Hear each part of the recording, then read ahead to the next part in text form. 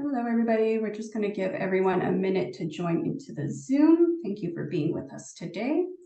Just give it a minute or so.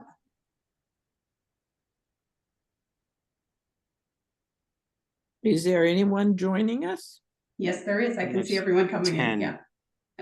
Oh, 10. How do you see that? At the bottom in participants. Yeah. Okay.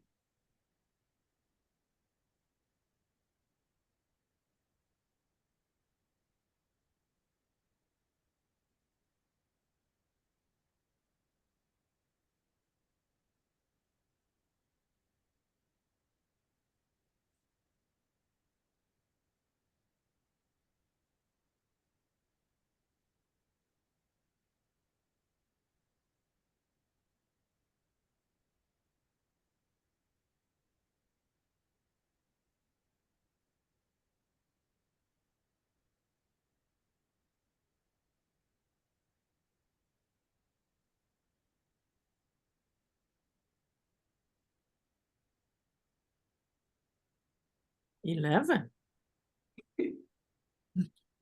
All right, everybody. Hello and welcome. I think we're going to get started here as people continue to come on in. Thank you for joining us today. This is a virtual event celebrating the publication of Finalement. I'm excited to be here with you all, and in just a few moments, we will be hearing from the authors of this book, Chantal P. Thompson and Stace Dubravik, joined by panelist Celine Rose, who we are so grateful to have here with us.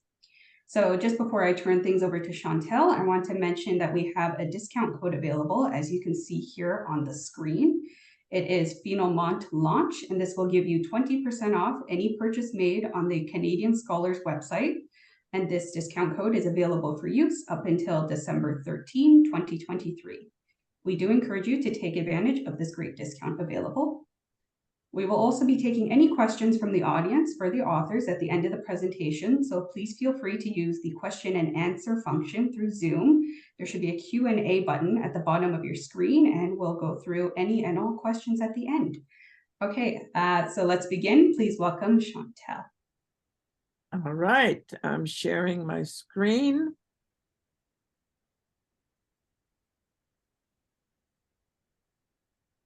Okay. All right. Alors, en français, comment amener nos étudiants au niveau avancé et supérieur? Bonjour à tous et toutes. C'était l'objectif de ce livre, parce qu'il y a très peu de livres à ce niveau qui nous satisfaisaient, donc on a créé le nôtre. Alors, bien sûr, il faut se rappeler l'échelle de compétences fonctionnelles. Et beaucoup de nos étudiants, quand ils arrivent dans nos cours soi-disant avancés, sont encore intermédiaires. Et vous voyez dans cette boîte ce que les intermédiaires peuvent faire. Même intermédiaire élevé a besoin de travailler pour devenir avancé. Et avancer, c'est là où nous nous concentrons. Qu'est-ce qu'ils sont capables de faire? Ils sont capables de s'engager dans une conversation d'une manière clairement participative et non seulement réactive comme les intermédiaires. Ils sont capables de narrer, d'écrire aux temps principaux du présent, passé et futur, le passé étant toujours le grand obstacle en français. Gérer une situation sociale entraînant une complication imprévue, et puis discuter de sujets concrets, non seulement biographiques, mais d'intérêt communautaire, national ou international. Donc, parler des actualités, par exemple, ou de livres, de films. Leur type de discours, c'est le paragraphe. Et on n'a pas besoin d'être un locuteur bienveillant pour comprendre quelqu'un d'avancé. Alors, bien sûr, après, c'est le niveau supérieur, ils sont capables de communiquer avec aisance, fluidité et précision sur des sujets complexes, avec des perspectives non seulement concrètes, mais aussi abstraites, et dans des contextes formels aussi bien qu'informels. Ils sont capables de développer des arguments structurés pour soutenir leurs opinions et construire et développer des hypothèses dans le contexte de discours étendus avec aucun schéma d'erreur dans l'utilisation des structures de base. Donc, le grand défi de l'enseignement d'une langue, c'est d'aller au-delà de l'intermédiaire et de faire progresser les étudiants à travers le niveau avancé vers le niveau supérieur. Alors, très peu de recherches ont été faites sur le niveau des étudiants dans ces cours avancés et à la fin de leurs études en langue. On se repose toujours sur l'étude de Swander et Surface, qui avait trouvé que 47% seulement de nos majors, disons, seraient avancés bas ou plus, okay? Et 53% seraient intermédiaires élevés ou moins. Okay? Les recherches qui ont été faites pour les professeurs, ceux qui se destinent à l'enseignement, indiqueraient que ces chiffres, en fait, seraient un peu plus inquiétants, que 40 et quelques pourcents des candidats à l'enseignement, au certificat d'enseignement, seraient intermédiaires élevés ou moins. Donc, il faut se rappeler aussi que dans la compétence fonctionnelle, il y a plusieurs facteurs. Les fonctions étant le tronc de l'arbre, c'est là qu'on voit la progression de l'étudiant, de l'apprenant. Les fonctions comme narrer, décrire, soutenir une opinion sont basées dans des contenus et des contextes. Et ce n'est pas seulement la précision qui compte, c'est aussi le type de discours. Et un de nos objectifs, justement, dans ce livre, était de parler beaucoup du type de discours et d'amener nos étudiants à un type de discours qui corresponde vraiment au niveau avancé et au niveau supérieur. Okay? Alors, les sous-niveaux au niveau avancé bas, ils peuvent faire toutes les fonctions avancées, mais à peine. Okay? Donc, par exemple, dans la narration et description au passé, ils restent au passé, mais ils ne savent pas toujours faire la différence entre le mode descriptif et le mode narratif. Okay? Donc, ça, c'est avancé bas. Avancé moyen, c'est du solide avec beaucoup de pics dans le supérieur. Et avancé élevé, on est plus de la moitié du temps au niveau supérieur. Donc, notre objectif en tant qu'enseignant dans les cours avancés, c'est de les faire progresser à travers ce niveau avancé. Et l'importance du type de discours qui est, selon moi, le premier indicateur de leur niveau. Okay? Alors, la compétence avancée commence par la description et la narration au présent. Okay? Certains se demandent, mais pourquoi est-ce qu'ils commencent par le présent? Ben, le présent n'appartient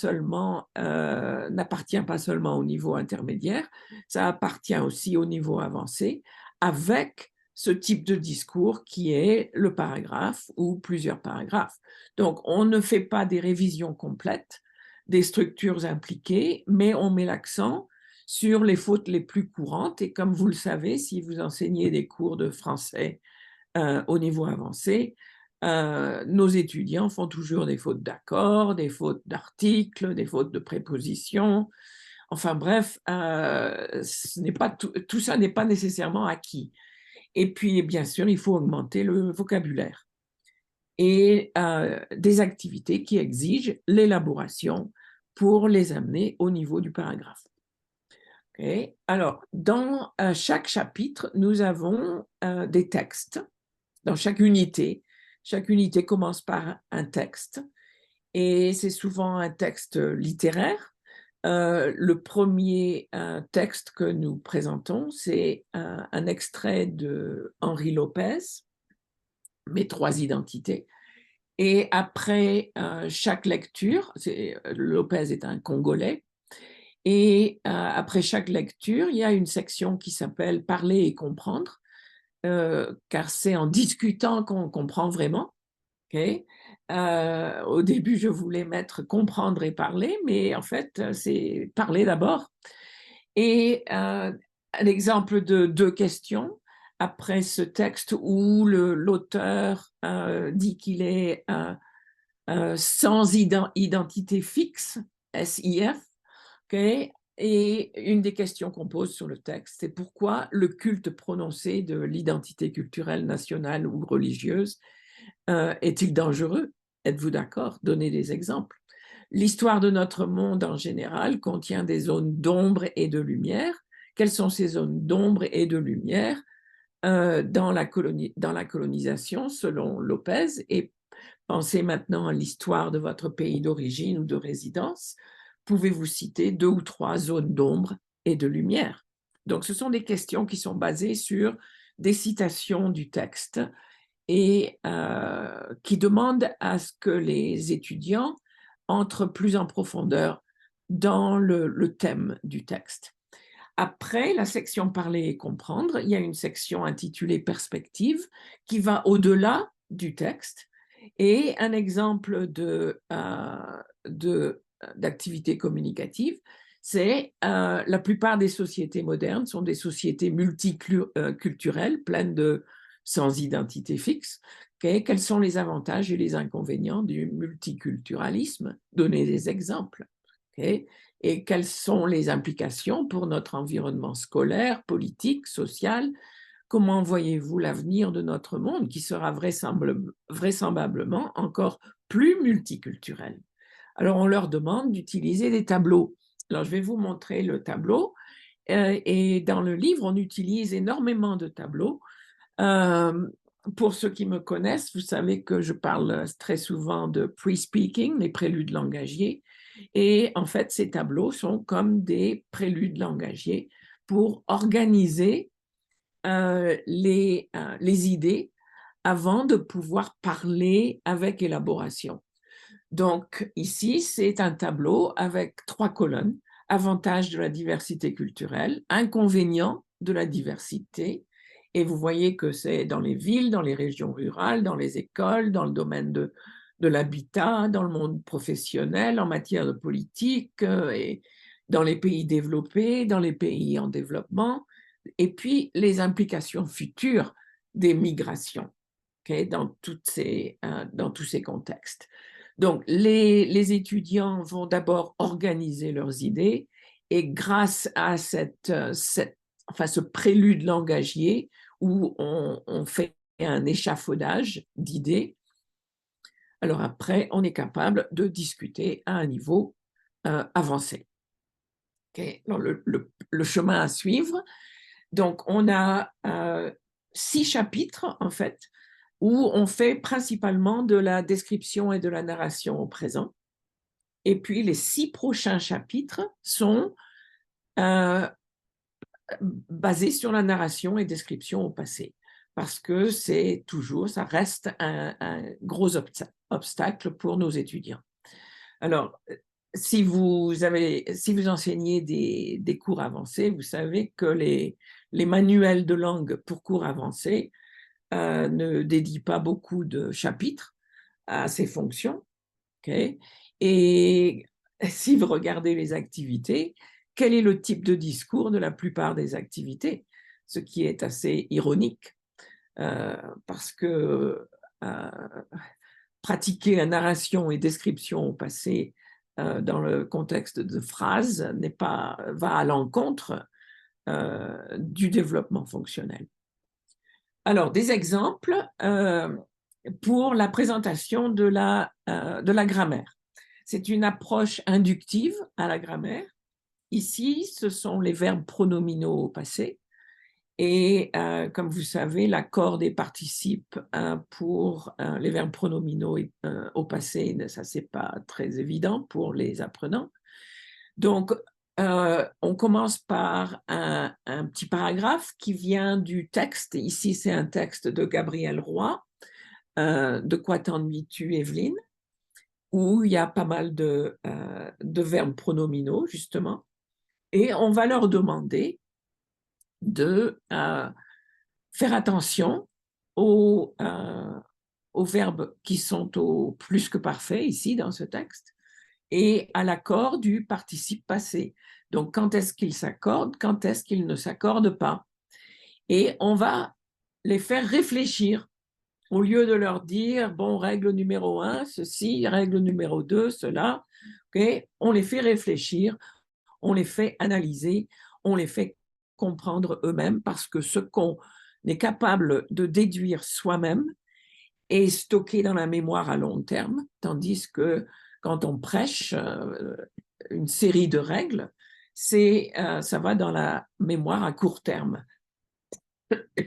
Donc ici, pardon, on leur fait remarquer qu'elle s'était habillée, il y a un nœud, pourquoi? Parce qu'on habille soi-même, objet direct, mais elle s'était dit, et non pas elle s'était dite, parce qu'on dit quelque chose à quelqu'un, pardon, et donc c'est un objet indirect, et donc il n'y a pas d'accord. Donc on le fait appliquer ce raisonnement à d'autres verbes, et pensons ensemble, et mettons les verbes suivants au passé composé. Exemple, il se regarde, on regarde quelqu'un ou à quelqu'un. Alors là, à cause de l'anglais, il y a souvent des fautes. Okay? Pas de préposition en français. Ce est un objet direct, donc ils se sont regardés avec un S. Mais ils se sont parlé, pas d'S, parce qu'on parle à quelqu'un.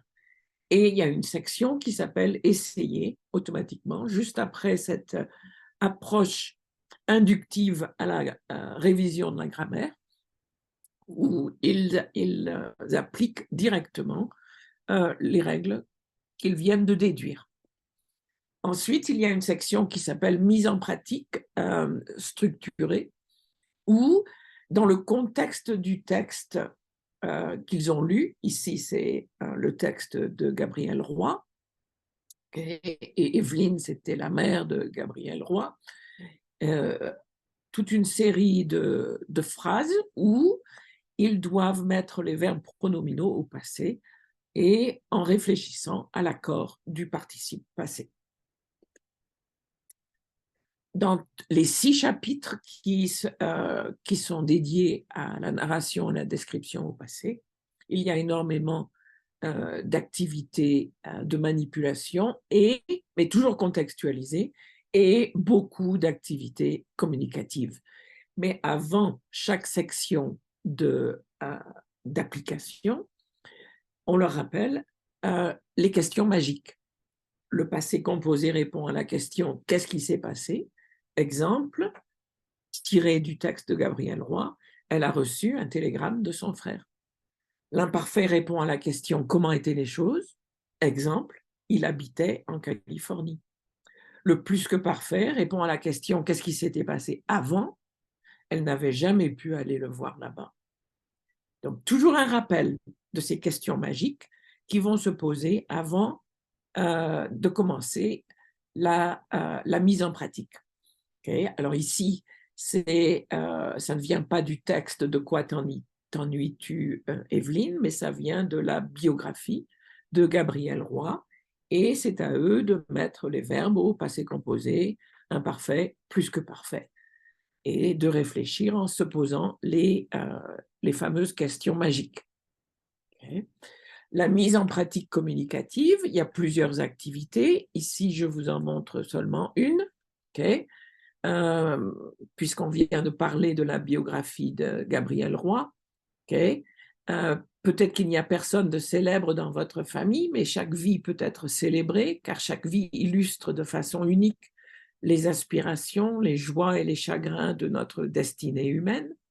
Pensez à une personne de votre famille, un parent, un grand-parent, un oncle, une tante, un ancêtre réel ou même imaginaire, et racontez sa vie. Commencez par prendre des notes dans le tableau ci-dessous, comme je l'ai dit tout à l'heure.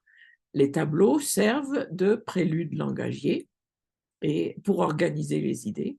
Puis, en groupe de 2, racontez au passé avec le plus de détails possible. Cette activité peut aussi se faire sous forme de présentation plus formelle devant la classe. s'il y a le temps. Okay. Alors, voici le tableau. Okay. Qu'est-ce qui s'est passé? Qu'est-ce qui s'était passé avant? Comment étaient les choses? Et on met des catégories sur la gauche pendant l'enfance, des événements particuliers, okay, l'école primaire et secondaire, l'université, des expériences spécifiques, où, avec qui, la vie professionnelle, la vie personnelle, okay, des événements particuliers, des vacances mémorables, un voyage, une expérience inattendue, et ils organisent selon ce qu'ils veulent dire, si ça va être dans la colonne du narratif ou bien la colonne du descriptif. Et ce qu'on observe, c'est que ça les aide énormément à faire la différence entre les deux et donc savoir de façon plus automatique, disons, et systématique, quand utiliser le mode narratif, quand utiliser le mode descriptif. Okay, donc voilà pour le passé. Alors dans la deuxième moitié du livre, les 12 chapitres de la deuxième moitié du livre, okay, ce sont les fonctions supérieures. Alors au début de chaque unité, il y a un petit paragraphe qui explique ce qu'on cible. Okay. Alors ici, c'est au début de la deuxième moitié du livre. Dans cette unité, nous ciblons le développement de l'argumentation, à l'oral comme à l'écrit, sur une variété de sujets qui se prêtent à la controverse. Où en êtes-vous dans votre capacité d'expliquer des sujets complexes en détail, d'exposer des arguments structurés afin de soutenir vos opinions et de construire des hypothèses pour explorer d'autres possibilités? Êtes-vous capable de produire du discours étendu pour faire valoir votre point de vue, sans hésitation anormalement longue, même quand vous êtes engagé dans des élaborations abstraites? Alors, je dirais que la plupart de nos étudiants vont dire non à cette question, mais si vous ne pouvez pas le faire avec aisance de façon soutenue, êtes-vous au moins capable de le faire une grande partie du temps? Et c'est à ça qu'on travaille dans ces 12 chapitres. Okay. Alors, ça c'est l'exemple que je vous montre, c'est après la lecture d'un texte sur les fausses informations et les théories du complot. Okay. On leur dit, n'ayez pas peur d'exprimer des opinions qui pourraient sembler controversées. Pour éviter la confrontation, utilisez certaines personnes pensent que, au lieu du je, qui est un peu trop de confrontation. Donc là, c'est sur la liberté d'expression, puisqu'on parle des fausses informations, c'est sur les réseaux sociaux, c'est dans les journaux. Est-ce que la liberté d'expression doit être totale dans une démocratie, ou des limites sont-elles nécessaires pour qu'une société démocratique puisse fonctionner? Okay. Alors, le sujet, vous voyez, est un peu plus long, okay, mais ici encore, il va y avoir un tableau comme un prélude langagier, okay, où ils vont ensemble, en groupe de 2, organiser des arguments pour la liberté d'expression totale, okay, qui est la position de certains directeurs de réseaux sociaux, sans nommer personne. Et l'antithèse serait les arguments contre la liberté totale et la synthèse des façons de concilier les deux. Et donc, ils organisent et on leur dit de mettre, si possible, autant d'arguments dans chaque colonne.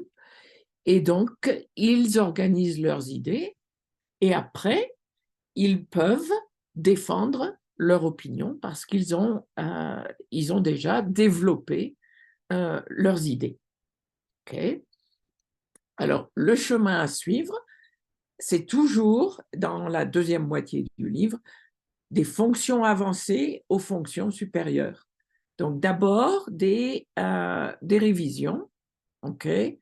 On parle de narration au passé, et ensuite, on fait des arguments aux j'avais changé la diapo et puis c'est la vieille qui se voit ici. OK, alors l'égalité des genres dans l'enseignement, puisque c'était traité dans l'article qu'ils ont lu.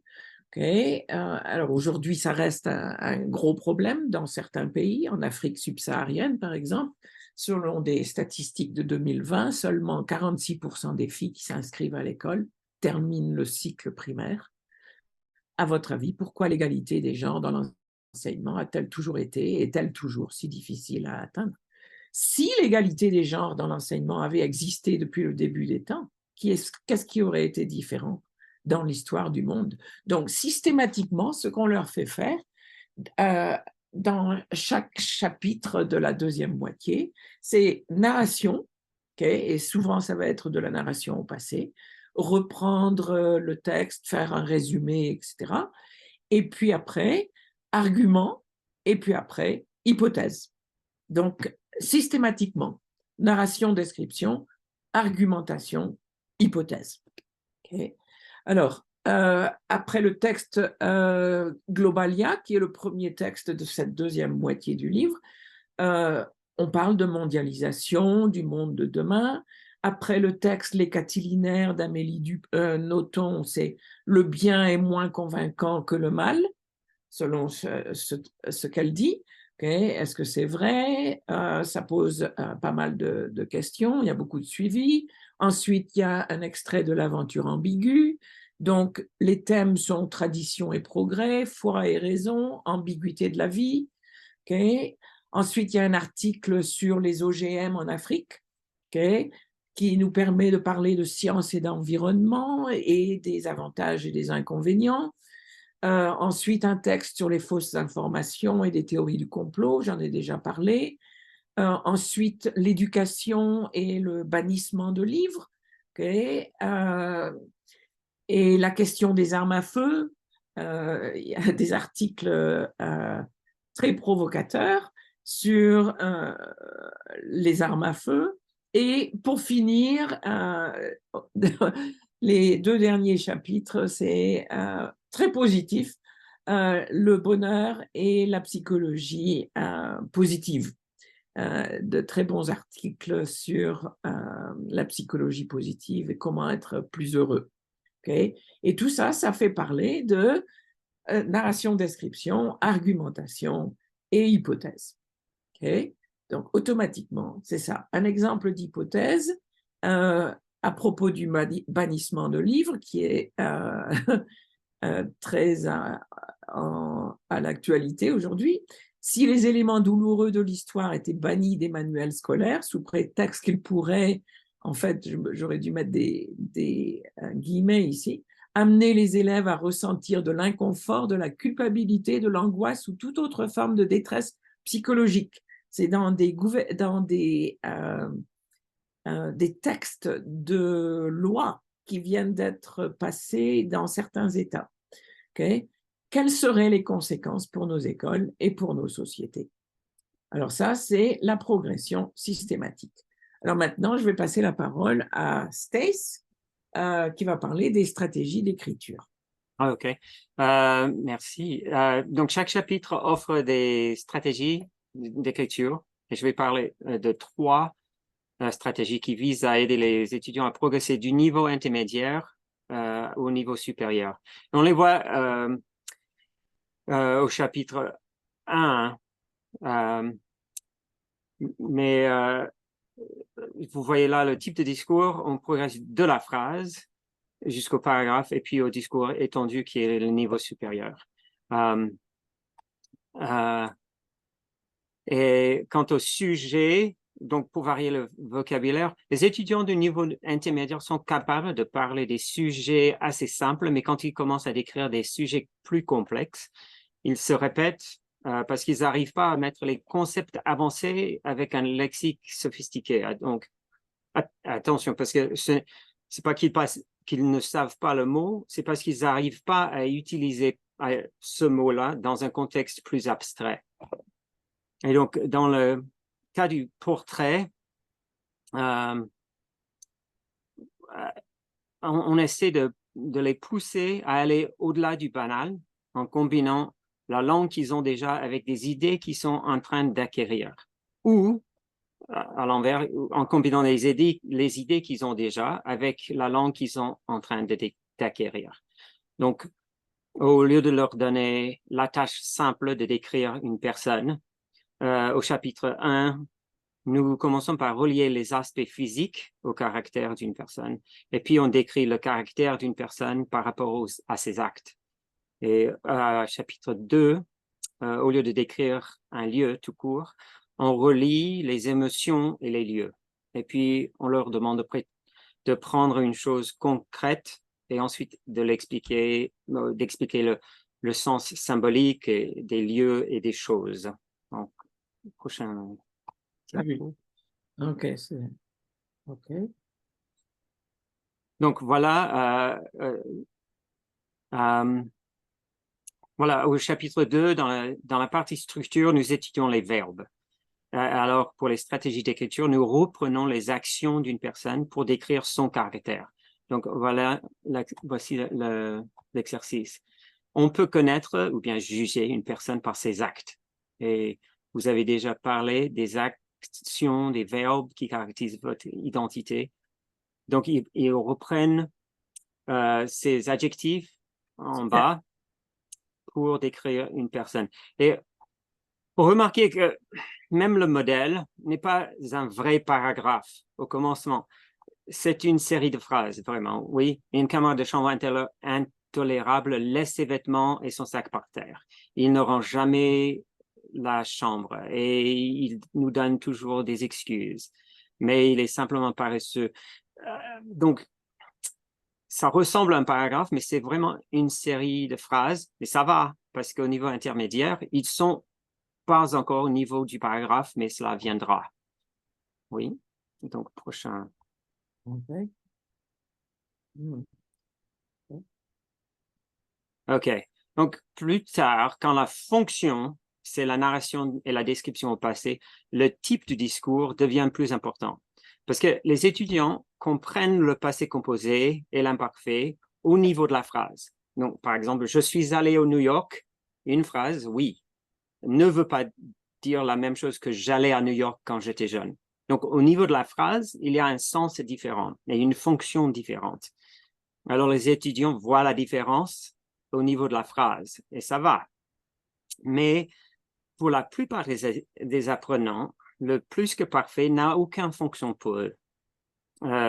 J'étais allé à Marseille et je suis allé à Marseille. Pour un apprenant qui pense au niveau de la phrase, ces deux phrases ont exactement la même fonction pour eux.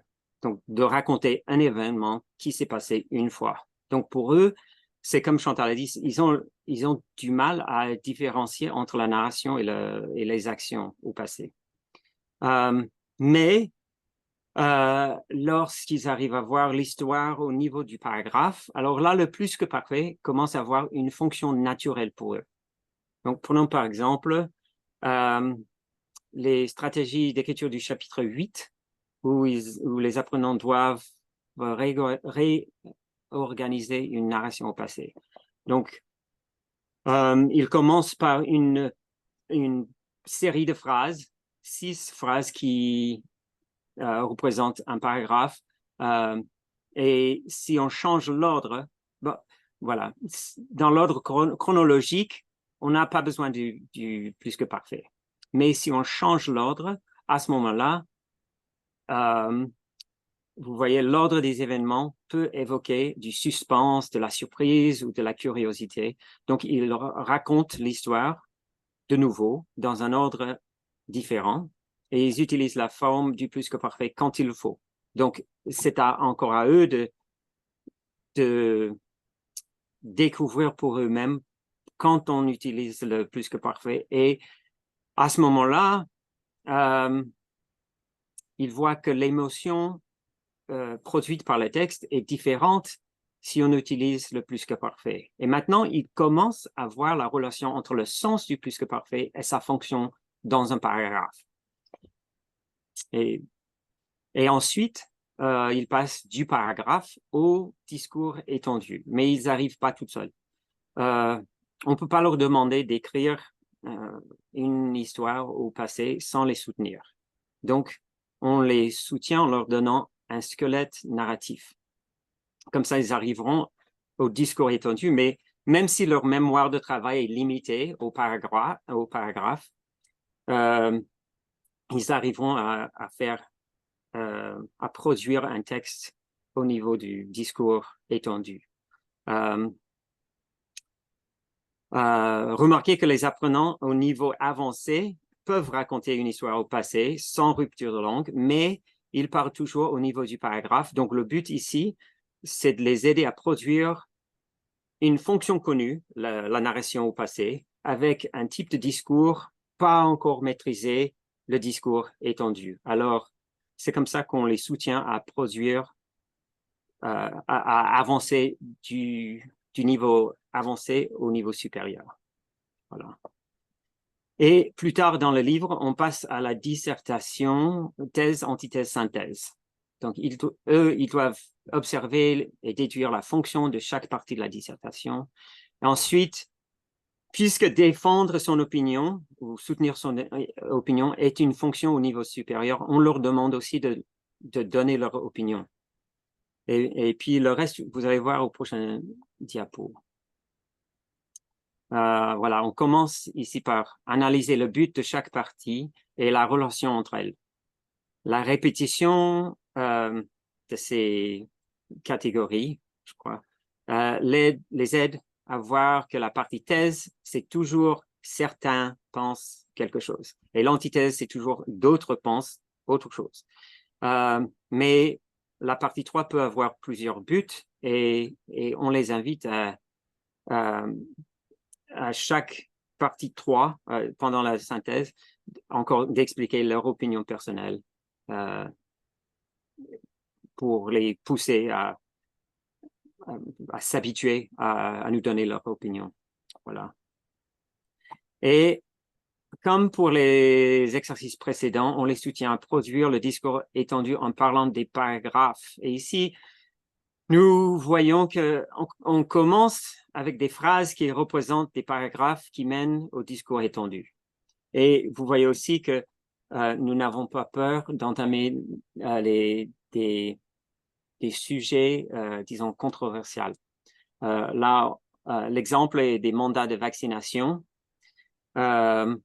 Et la thèse, c'est les mandats de vaccination réduisent la propagation des maladies transmissibles et l'absentéisme au travail. Il faut remarquer aussi que ce n'est pas la première fois que nous voyons ces sujets. On en a parlé dans des chapitres précédents, mais à ce moment-ci qu'on les pousse à articuler une opinion. Okay? Et remarquez qu'il y a plusieurs choix. Est-ce que des rôles sociaux, la médecine socialisée, les médias sociaux, le divorce, la culture d'effacement. Je crois que ça, ici, c'est la première fois qu'on en a parlé de ça. Etc. Voilà. Donc, ils ont le choix de parler de beaucoup de choses. Et comme Chantal a dit avant, nous aimons les tableaux parce que ça sert ça les aide à organiser leurs pensées. Et là, on donne le nom de chaque partie de la dissertation. Et ici, je me suis perdu là où je suis. Donc, on donne le rôle. Pourquoi est-ce qu'on a cette partie de la dissertation? Et là, on leur donne un exemple aussi de l'immigration. Je crois qu'il y a plusieurs tableaux comme ça. Je crois il y a un autre tableau qui parle des prestations sociales, je crois. Donc, il y a des tableaux partout. Yeah. Donc, oui. Donc, maintenant, je passe la parole à Chantal. Okay. Pour le reste. Donc, la conclusion, c'est que la progression du niveau avancé au niveau supérieur est comme l'ascension d'une montagne. C'est ce qu'on dit dans notre introduction. D'abord, les chemins de la narration et de la description au présent, au passé, au futur, avec la richesse de vocabulaire, la précision des structures et les élaborations que le niveau avancé implique. Mais après, les sentiers sont un peu plus rugueux, semés d'idées abstraites, de défense d'opinion et d'hypothèses, des fonctions que les manuels de français abordent rarement, mais c'est une ascension guidée à l'aide de stratégies orales et écrites, comme on vient de vous montrer de façon très rapide, de simplification des formes nécessaires aux fonctions supérieures, et ça c'est très important. Okay? On ne va pas mettre dans leur cerveau des distractions inutiles. Okay? Et surtout, une abondance d'activités. Nos étudiants peuvent arriver, sinon au sommet de la montagne, au moins à mi-chemin, c'est-à-dire au moins à avancée moyen, peut-être même avancée élevée. Okay? Alors maintenant, on va passer la parole à Céline, Céline Rose, qui enseigne ce semestre avec le livre finalement. Okay? Donc, elle va nous donner la voix de l'expérience. Oui, merci et bonjour à tous. C'est vraiment un plaisir d'enseigner avec ce livre. Donc, j'aimerais vous parler un peu de l'expérience que j'ai en tant qu'enseignante et puis un peu de l'expérience de mes étudiants. Chaque unité commence avec une lecture et quelque chose que j'apprécie beaucoup, c'est que les textes viennent vraiment de toute la francophonie. On a des textes du Congo, du Québec, de la France, c'est vraiment incroyable. Personnellement, je n'ai pas une formation littéraire, donc toutes les questions qui précèdent et qui sont après le texte m'aident vraiment à préparer mes leçons. Elles aident les étudiants à anticiper le contenu du texte et d'accéder au vocabulaire nécessaire. Les questions de discussion sont formidables. Il y a 2 ou 3 pages de questions. Je veux dire, on pourrait passer une semaine à pas discuter de chaque texte, tellement c'est riche. Euh, les étudiants, après chaque texte, peuvent faire une activité qui s'appelle expansion. Et avec cette activité, ils doivent noter 12 mots qui sont nouveaux pour eux ou des mots qu'ils n'ont pas l'habitude d'utiliser eux-mêmes. Et après, ils doivent faire 12 phrases avec ces mots. Et c'est quelque chose que j'apprécie vraiment parce que je vais remarquer qu'au niveau avancé, les étudiants ont vraiment des niveaux de vocabulaire différents. Et donc, avec cette activité expansion, on individualise vraiment l'apprentissage du vocabulaire. Et c'est vraiment super. Donc, mes étudiants complètent cette fiche de vocabulaire. Et puis ensuite, moi, je combine les mots qui sont les plus fréquents et je publie une fiche de vocabulaire pour toute la classe. Et puis après, une semaine plus tard, je leur donne un quiz. On fait aussi des jeux de vocabulaire en cours, un peu comme Catchphrase, si vous connaissez. Ensuite, au niveau de la grammaire, avant d'avoir la méthode inductive, les étudiants ont un paragraphe à trous et puis ils doivent s'évaluer. C'est une pratique, cette évaluation personnelle qui est soutenue par la recherche. Et je crois que ça aide les étudiants à se motiver, à se dire, OK, j'ai du mal avec ce point de grammaire, il faut vraiment que je fasse attention. La méthode inductive est vraiment fantastique, c'est exactement comme PACE, mais c'est fait dans le livre. Et il y a même des tableaux pour la présentation de la grammaire. Ça organise clairement les principes pour les étudiants. Il y a beaucoup d'activités, des applications structurées que j'utilise comme devoir. Et puis, je fais toutes les applications communicatives en classe. Ce qui est génial, c'est que tous les exercices de grammaire sont contextualisés. Donc, les étudiants peuvent solidifier le vocabulaire qu'ils ont appris avec le texte qu'ils ont lu. Et puis, on peut approfondir l'argumentation. Donc, on a vraiment des thèmes de discussion intéressants. On a parlé ce semestre de l'égalité entre les hommes et les femmes, de l'immigration. Et c'est beaucoup plus riche que dans des cours que j'avais dans le passé, où c'était vraiment, OK, description de lieu, portrait. Non, on peut déjà parler de thèmes qui sont peut-être plus souvent reliés au niveau supérieur, même si on est dans un cours de niveau avancé. Au niveau de l'écriture, les stratégies sont vraiment pertinentes, elles sont utiles. et j'ai remarqué que c'est vraiment pour le bon niveau des étudiants. J'ai commencé le semestre et je me suis rendu compte qu'ils faisaient vraiment des séries de phrases. Donc, c'est vraiment adapté au niveau. Ce que j'aime aussi, c'est que toutes ces activités, elles peuvent être faites en classe ou à la maison. Et les étudiants peuvent recevoir des corrections avant de devoir écrire leur composition.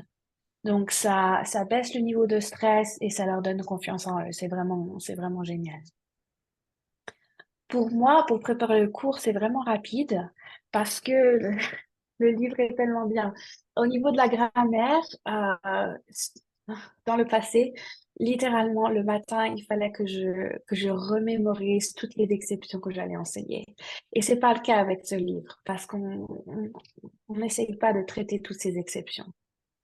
Au niveau de la lecture et l'écriture, je n'ai rien à préparer. Il y a assez d'activités, il y a même plus d'activités que nécessaire.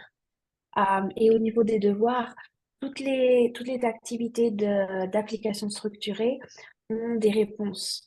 Donc, vu que mes étudiants font ça à la maison, moi, je mets le PDF en ligne et puis ils peuvent se corriger eux-mêmes et venir en cours avec des questions. Donc, c'est formidable. J'ai fait un sondage aux 43 étudiants qui utilisent le manuel ce semestre avec moi. Non, mais Et il y a plusieurs sections. Tu n'en as pas 43 dans ta Oui, classe. non, c'est vrai. Moi, j'en ai pas 43. En fait, on a trois sections.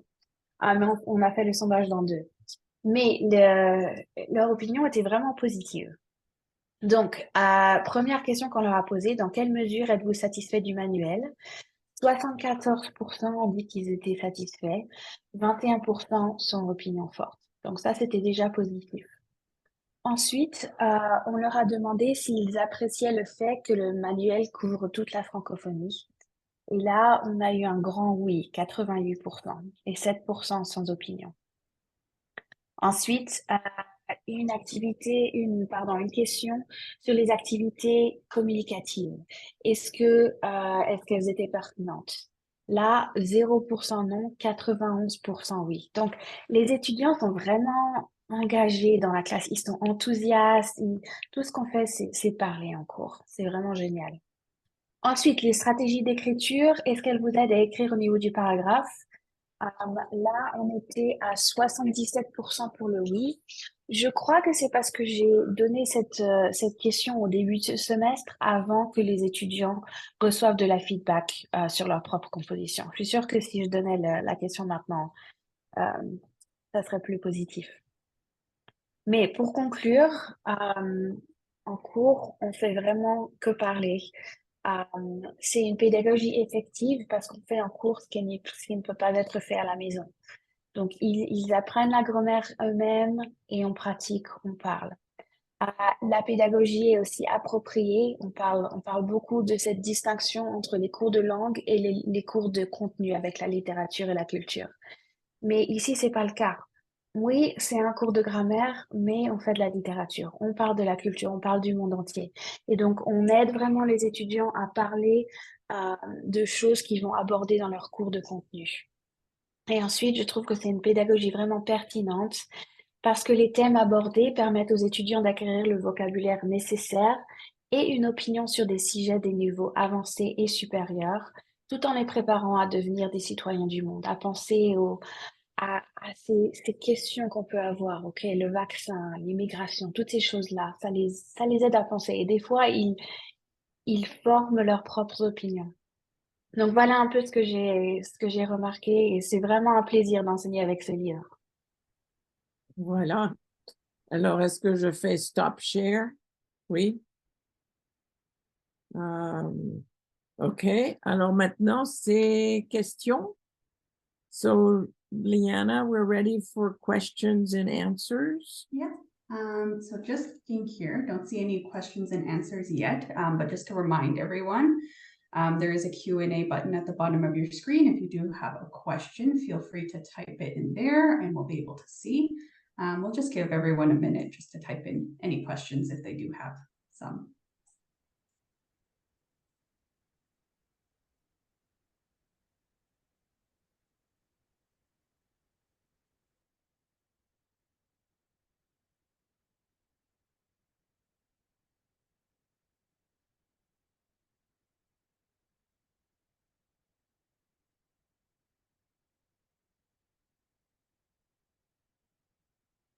Il n'y a pas de questions?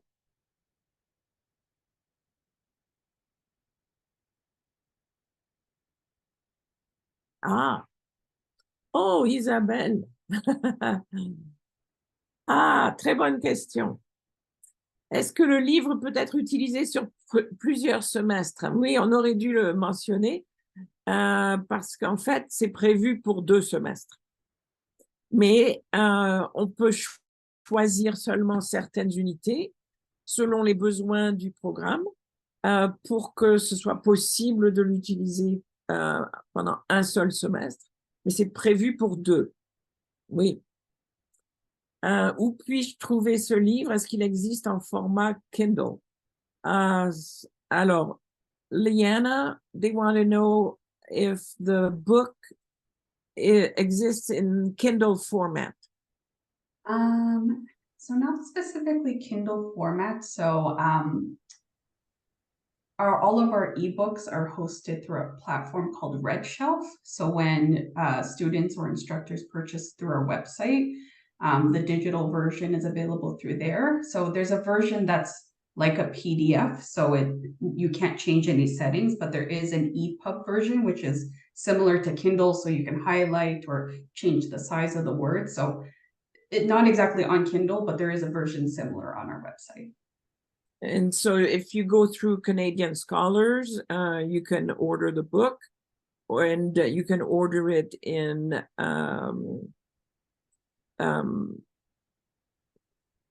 well, in paper form or in electronic form. Yes, that's correct. Aurore, merci à tous et à tous. Pourriez-vous nous indiquer combien coûte le manuel pour les étudiants? So what is the cost? Isn't it $68? I believe so. I can double Yeah, check I that. think it's $68 for 2 semesters, which makes it very cheap compared to a lot of other books, other textbooks. Okay, and is there a workbook? No, because there are so many activities in the book that you don't need a workbook, and the answers are online for all the structured activities. Et qu'est-ce qu'on fait pour tester, noter ces étudiants? Okay, there is no testing program specifically designed for the book, because at this level, it's a lot, it's always taught by faculty, and we leave it to the faculty members to approach the testing in their own way. Céline, how do you handle the testing? I do some grammar quizzes, and I do some midterms with those similar to the structured activities, mechanical, meaningful activities, and then with a small composition at the end. I also use the prompts of the stratégie d'écriture, not the strategy, but the written portion part of the book. I use those. I assign some at home. I do one they do outside of class, and it's timed. And then I use some of the prompts for oral exams. I also have my students do a vlog to practice the description in the present.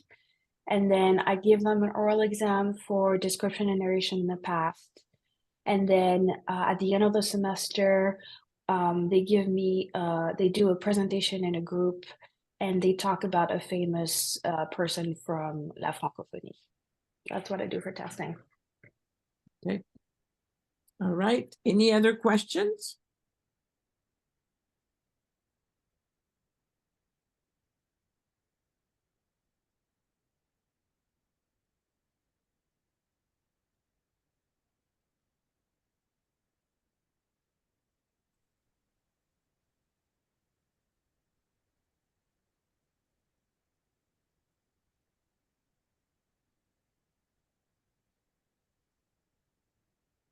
There's one more question there at the bottom.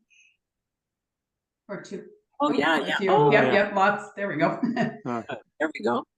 Okay. Where is Céline using the book now? At Brigham Young University? BYU. Yeah, there are 3 sections of 321 that are using the book. And Isabelle, bonjour Isabelle. So once they buy the electronic format, do they have unlimited access to the book? That's a question. So it depends on the digital version that you buy. We have a rental option right now for 1 year. So if students purchase it, they have it for 1 year from the date they bought it. Or you can just buy the regular digital option, and that is lifetime access. So they keep it forever. Okay, nice. And then when you rent, the cost is lower, right? Yes, it is. Yeah. Okay. And Rob, do you do OPI as part of the class, Celine? I don't. They take an OPIC at the beginning of a class, and then I look at the feedback they get, but no OPI. Okay. Not too many students to do OPIs for everyone. Okay.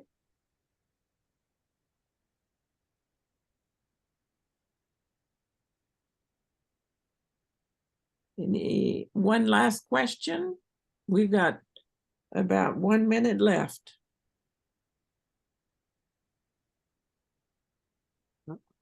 Here's one. Will Canadian scholars have a stand at ACTFL this year? I can answer that. Unfortunately, we're unable to attend this year, but we are considering for 2024.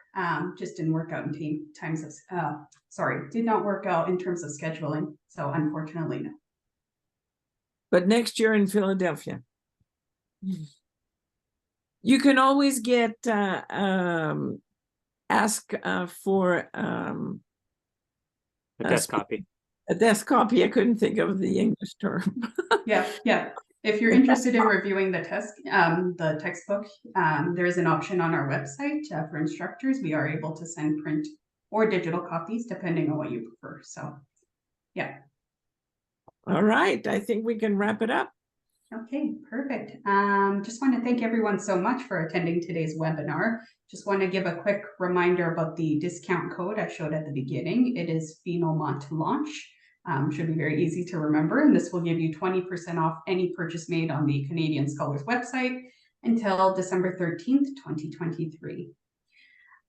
So yeah, just want to thank our authors and panelists again for attending and presenting today, and hope everyone has a fantastic rest of their day. So thanks so much. Thank you. Thank you all for coming. Thanks, everyone. Bye-bye. Bye-bye.